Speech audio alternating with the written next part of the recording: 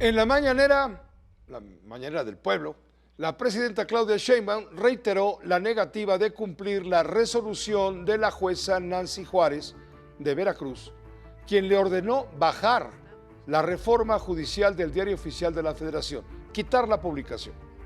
La doctora Sheinbaum rechazó estar en desacato. Dijo no haber recibido la notificación formal sobre la disposición judicial.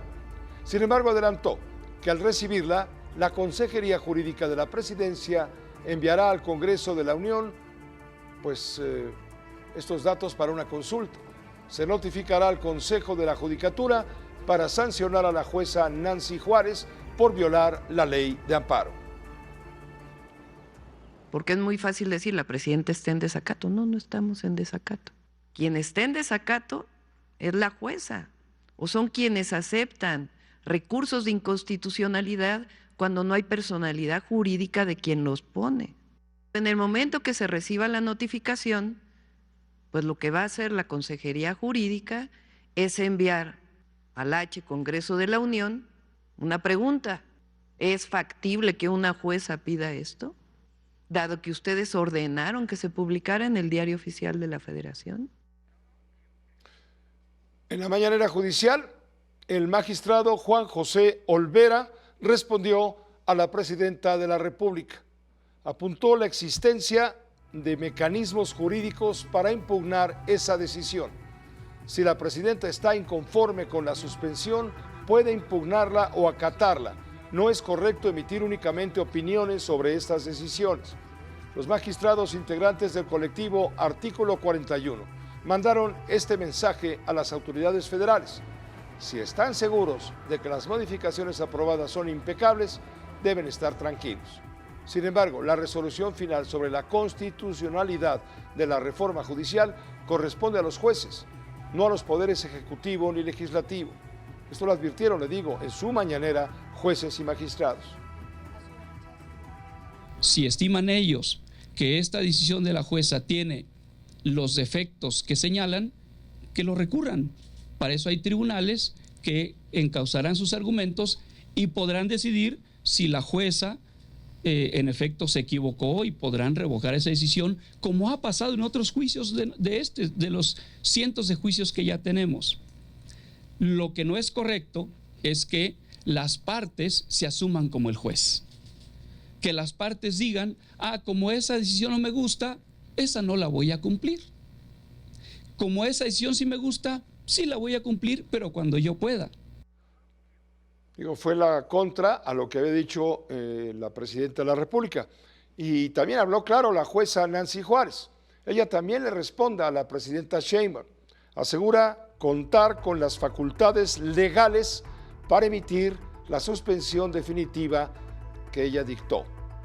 La presidenta Claudia Sheinbaum Pardo estará en desacato en caso de no obedecer y eliminar el decreto de reforma judicial.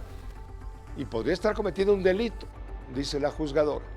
Los jueces tenemos plena facultad y está establecida de manera inequívoca en la Constitución. Esto nos explicó Nancy Juárez, la jueza.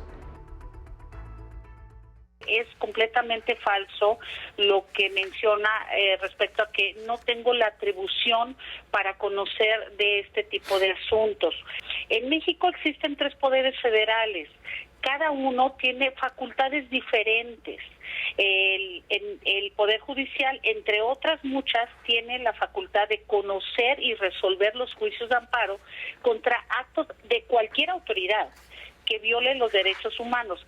Estas facultades están claramente precisadas en los artículos 103 y 107 constitucional. En este asunto de amparo no reclamaron las quejosas las reformas o adiciones a la Constitución, que es procedencia que menciona el artículo 61, sino los actos previos a esa reforma, los actos intralegislativos, pues argumentan que no se llevaron a efecto ese procedimiento conforme lo establecen las leyes aplicables. Y bueno, pues en ese sentido es claro que tengo la facultad, como cualquier otro juez federal, de conocer de estas demandas y de conceder una suspensión. ¿Por qué? Porque así me lo solicitó la parte quejosa.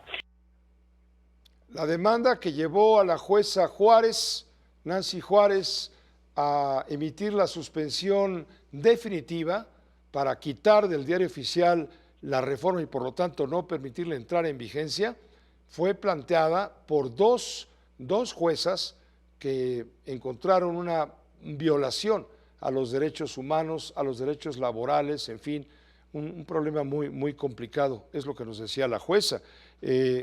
Hablamos con ella de que está circulando un informe, según citando fuentes del Poder Judicial, que la jueza Nancy Juárez ha tenido bastantes problemas, ha sido acusada por 12 servidores públicos en marzo de 2023, en abril de 2021, y luego fue exonerada en 2023, el resultado de 3 investigaciones.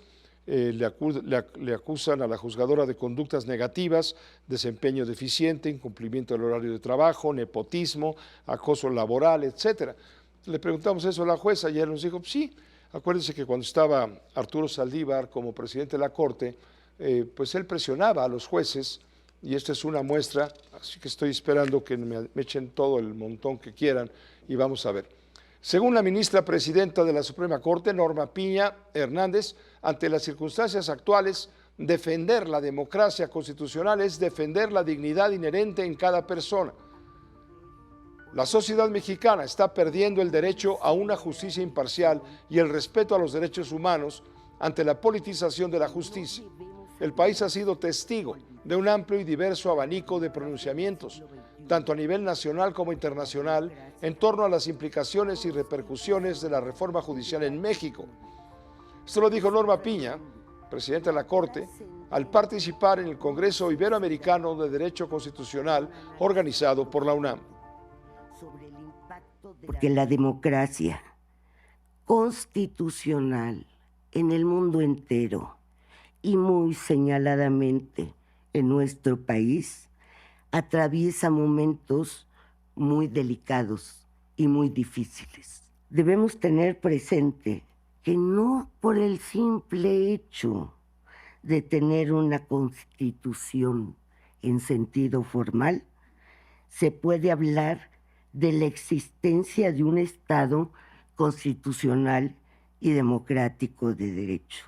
La democracia constitucional implica, por tanto, no solo una mera gobernabilidad, sino una gobernabilidad democrática. Por ello, en el ámbito de nuestras competencias, debemos mantenernos fieles a nuestras convicciones y seguir trabajando por la independencia y autonomía del Poder Judicial. En ese mismo evento académico habló el ministro Juan Luis González Alcántara Carrancá.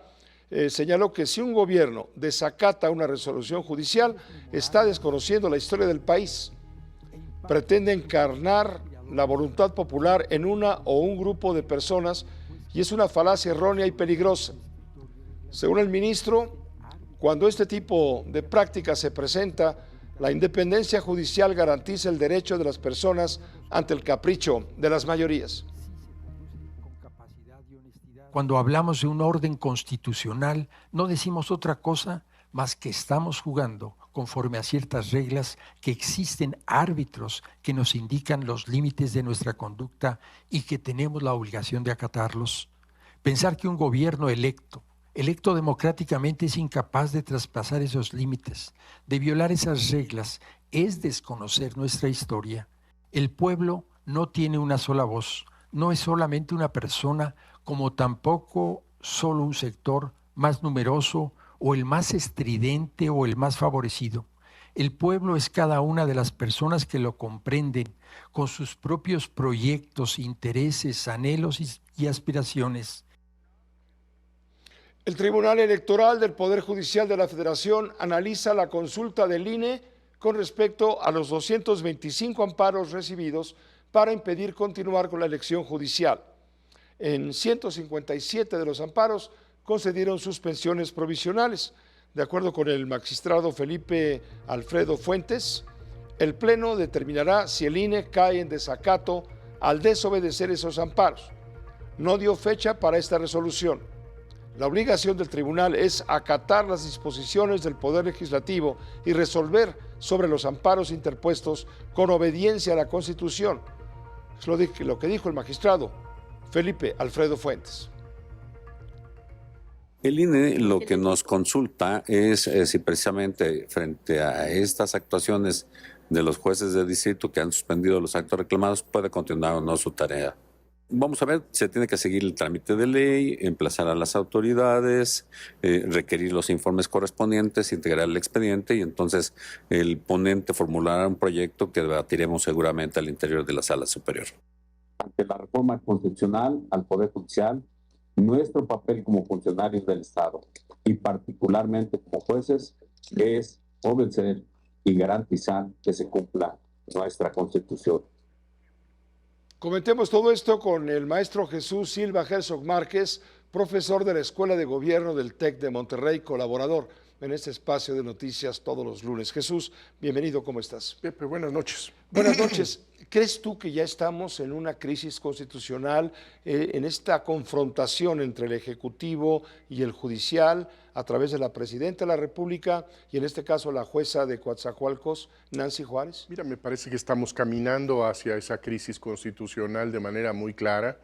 Recientemente la Presidenta de la República afirmó que ninguna autoridad judicial podía parar la decisión que ya se había tomado de reformar la Constitución y cambiar la estructura del Poder Judicial. No solamente se refería, por cierto, a esta jueza del Estado de Veracruz, se refería a la Suprema Corte de Justicia, la mayoría calificada de la Suprema Corte de Justicia, a 8 ministros que constitucionalmente tienen la facultad de revisar los actos de cualquier autoridad política de nuestro país. En ese sentido, me parece que el aviso de la presidenta Claudia Sheinbaum es el aviso de que desconoce la autoridad del máximo tribunal de nuestro país. A mí me parece que esta es una señal verdaderamente grave. No recuerdo yo una declaración de este tipo que implica pues el desconocimiento de la bóveda de nuestra estructura constitucional. Y me parece que es particularmente grave que además de este aviso se reitere que para la jefa del Estado mexicano no tiene ningún sentido el reunirse con la Suprema Corte de Justicia, con su presidenta, y que deje a la conversación con subalternos, con la Secretaría de Gobernación, este asunto que es de la máxima urgencia para el país. Necesita restablecerse tanto el camino del diálogo como el camino de la ley. Ahora, ella, la presidenta de la República, Claudia Sheinbaum, dijo en días pasados, la semana pasada, que la jueza no tiene atribución porque no está por encima del pueblo de México, porque jurídicamente no tiene ningún sustento lo que está haciendo, porque es el Poder Legislativo el que ordena al presidente, al entonces presidente López Obrador, la publicación del Diario Oficial de la Federación. Entonces no, dice, no vamos a bajar la publicación y porque vamos a hacer una denuncia de esta jueza ante el Consejo de la Judicatura. La Presidenta de la República tiene todo el derecho de impugnar esta resolución. Hay caminos. No tiene el derecho simplemente de ignorar la resolución. Ninguna de las partes en un proceso judicial tiene la libertad de desconocer al árbitro. Y eso es lo que estamos escuchando de parte de la última autoridad ejecutiva de nuestro país, es ignorar que existe un árbitro judicial en nuestro país. Me parece muy delicado y creo que la señal que se está dando es que no se están siguiendo los caminos constitucionales, los caminos judiciales para enderezar este asunto, para llegar a un acuerdo. Y este argumento que menciona una y otra vez la presidenta Sheinbaum, de que no debe haber absolutamente nadie por encima del pueblo, es una argumentación muy tramposa, porque el pueblo no es populismo. Simplemente, claro, no es simplemente quien tiene en este momento la mayoría. El pueblo es esa voluntad, pero también es la voluntad de los que están en contra de esa decisión, y el árbitro debe seguir siendo el Poder Judicial, que es el que puede mediar entre esos desacuerdos. En una democracia debe admitirse forzosamente el diálogo entre los que están de acuerdo y los que están en desacuerdo, porque esa es la esencia de una democracia, de un gobierno popular, de un gobierno del pueblo, quiero decir. Pero si solamente se impone un criterio como válido e inapelable, entonces estamos cayendo en algo distinto a la democracia. Me parece muy interesante los fragmentos de las participaciones de los ministros de la Corte que participaron hoy en el evento en la Universidad Nacional. Creo que en ambos está esta advertencia de que no podemos tener una visión de la democracia en donde el que tiene la mayoría tiene el volante de una aplanadora y puede hacer lo que se le da la gana. La democracia, y particularmente la que tiene el adjetivo, la democracia constitucional, tiene que ser el gobierno de la mayoría, por supuesto, pero en respeto de los derechos de la minoría, de acuerdo a los procedimientos que están establecidos en el orden constitucional. Y la manera en que se está procediendo va en contra de esos dos principios. Ahora, ¿qué pasa en un sistema político donde no hay sistemas de limitación? Exactamente. Bueno, lo que tenemos es el despotismo de la mayoría. Tenemos un gobierno en donde quienes tienen en este momento la mayoría, pues pueden atropellar a todo mundo y entonces imposibilitar que haya después un cuestionamiento, una crítica, un relevo de la mayoría del momento anterior. Me parece muy delicado. Creo que necesitamos reconducir el conflicto por los cauces institucionales y tiene que recuperarse el diálogo. Esta idea de la presidenta Sheinbaum, que no va a entrevistarse con los ministros, con la presidenta de la Suprema Corte de Justicia, me parece verdaderamente preocupante. Necesitamos dialogar. Jesús, muchas gracias por tu comentario. Gracias, Pepe. Siempre bienvenido. Gracias. Buenas noches. El maestro Jesús Silva Herzog Márquez.